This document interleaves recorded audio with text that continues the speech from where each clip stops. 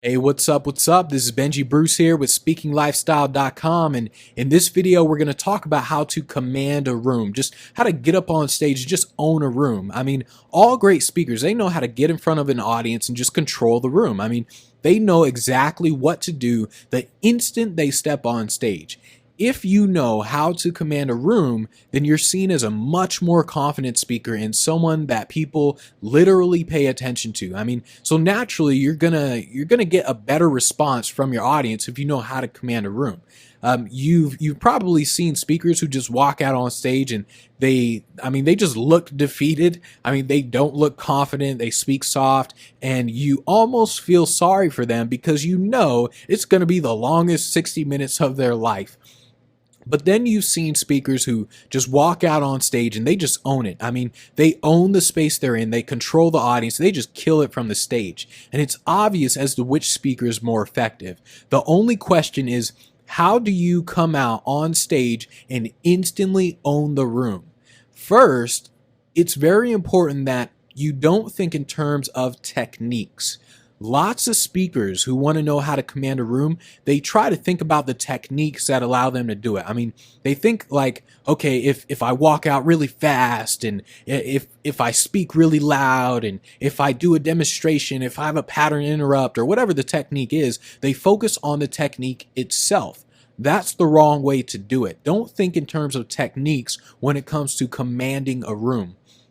Commanding a room starts with your psychology as a speaker. The reason you can see a speaker walk out and instantly own the room, it isn't because of all their techniques that they use, it's because of the psychology that speaker has. So what happens when think about what happens when you know something inside and out. I mean, when you really know something, when you've seriously mastered it and you're really good at something, you instantly become confident. I mean, you don't have to persuade yourself to be confident. You just are. I mean, a chess grandmaster, he doesn't have to tell himself before every match, like, hey, I'm pretty good at chess. And I mean, no, the chess grandmaster, he just knows it. I mean, Michael Jordan, he didn't have to remind himself of how great of a basketball player he was before every single game. He just knew he was great. But why? I mean, they know that they're great because they've essentially mastered what they do. They trained all their lives for it, and it's not something that they have to think about. It's just who they are. Commanding a room starts with who you are. If you know, and I mean like literally know, that what you're about to say to the audience is going to change their life, you will naturally have this compelling charisma. If you're a motivational speaker and you know that what you're going to talk about, what you're going to say is going to change the lives of the people in the room, then it's almost like you have this superpower. I mean, you know that, you just know you can do it. The audience doesn't know it yet, but you know it. And because you know it, you radiate this natural confidence. When you command a room, you're really in control of yourself. Every speaker who hesitates with their presentation didn't practice it enough. But if you look at the speaker who owns the room, you'll notice that they just know their presentation cold. They just know what to say. They've practiced it so many times that they don't have to think about it. It's just part of who they are. But the speakers who haven't practiced, they're the ones who keep looking back at their slides. I mean, they're the ones who hesitate when they speak.